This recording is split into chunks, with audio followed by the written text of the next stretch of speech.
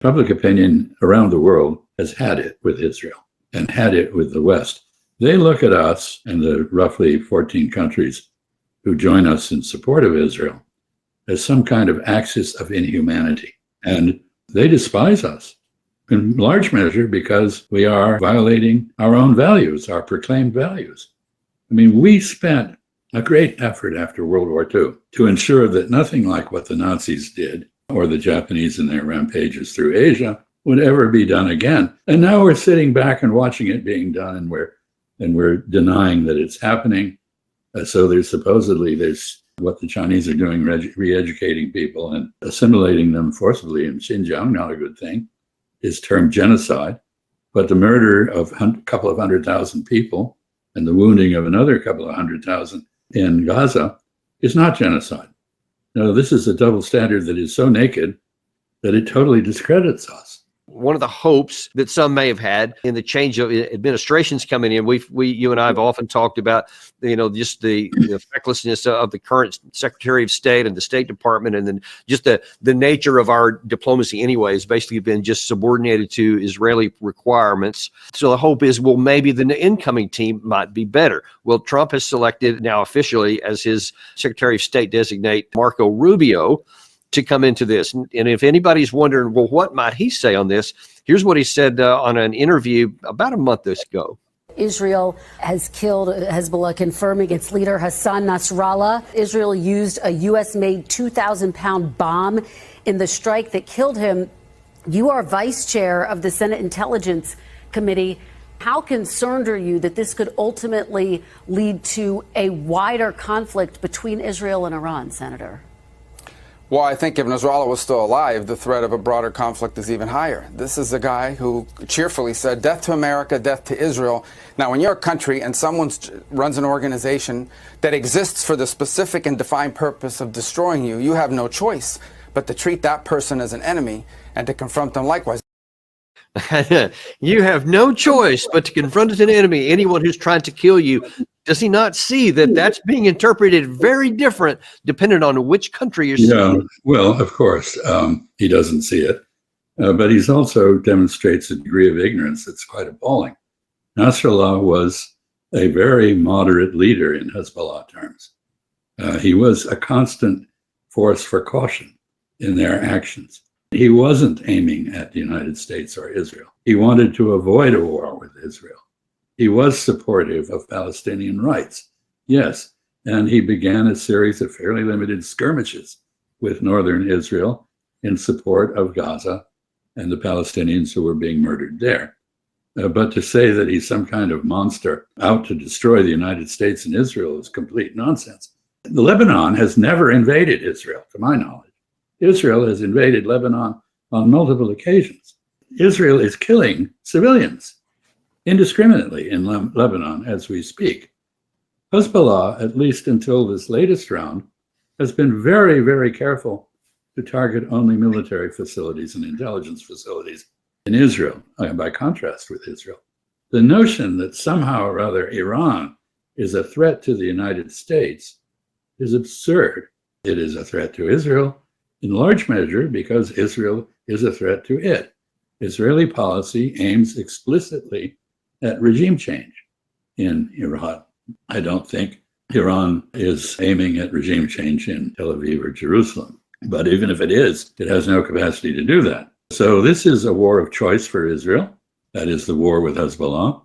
It's justified by a desire, understandable desire, to return settlers to northern Israel. The latest poll of those settlers shows that about 2/3 of them don't plan to go back anyway because they feel insecure. You know, Hezbollah is not a pushover. It's far more competent militarily than Hamas ever was, although Hamas surprised the world on October 7 with its breakout. Hezbollah is battle-hardened. They fought in Syria. They have a lot of experience fighting the Israelis. In fact, the origin of Hezbollah was defense against an Israeli invasion. So this notion that somehow this is some kind of intrinsically evil anti-Israeli organization that for no particular reason came into being is absurd. Yeah. If that's the sort of thing he brings to the office, he will confirm what the world has judged. that Mr. Trump is determined not to march in lockstep with Israel. Whatever Israel does, he will not exercise American power or leverage to curb its worst behavior or even to influence it. Mr. Netanyahu says he's had 3 telephone conversations with Mr. Trump since the election, and claims that he and Mr. Trump are exactly of one mind on Iran and other matters. So Mr. Rubio certainly falls, he's loyal to Mr. Trump's view, if that is Mr. Trump's view. I hope you mentioned the issue of the settlers, not settlers, but the residents of Israel were moving back into the area, their homes in the northern part. Rubio also spoke in that same interview on that topic. And what kind of jumps out to me, and I'd like your view on it, is if the Secretary of State is supposed to be the chief diplomat that's going to try to talk to all the countries in the region and saying, how can we resolve conflict at the lowest possible level, then you would have to take the needs and the viewpoints of both of the sides, especially we're talking about the Hezbollah, Lebanon, into account. But watch this clip here, because I don't hear a lot of concern about the north side of this border. There are 60,000 Israelis right now who, for almost a year now, have had to leave their homes in northern Israel and are living in hotels in Tel Aviv, and their kids are going to school online in conference rooms because the group that Nasrallah headed, which is Hezbollah, was using anti-tank weapons, not guided long-range missiles, anti-tank weapons to target them and civilian infrastructure, so people had to leave. What country can have 60,000 people permanently displaced? And that's what this issue with Hezbollah is all about. Israel wants a 6 to 10 mile buffer between itself and Hezbollah, so they can't be using these shoulder-fired rockets to target cities and civilian communities, so people can move back to their homes. And Hezbollah refuses to pull back. It continues with those attacks. And so Israel has no choice but to defend itself. And so wiping out not just Nasrallah, but the senior leadership of this evil organization, I think is a service to humanity. A service to humanity. And one wonders, he's talking about the threat from Hezbollah to Israel, but it's Israeli Air Force and long-range missiles that are absolutely wiping out civilian infrastructure and cities, all in southern Lebanon there. And by his logic, you would have no choice but to fight back if that's what you're hitting. And again, I guess I ask you, what do other actors in the region think when they hear the future Secretary of State say these things?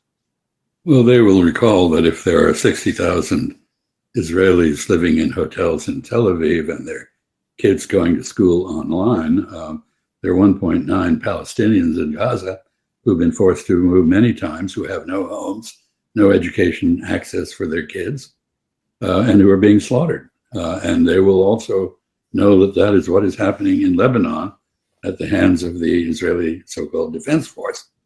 So I think they will regard this as appalling. If that is our line, we will have no takers in the region at all.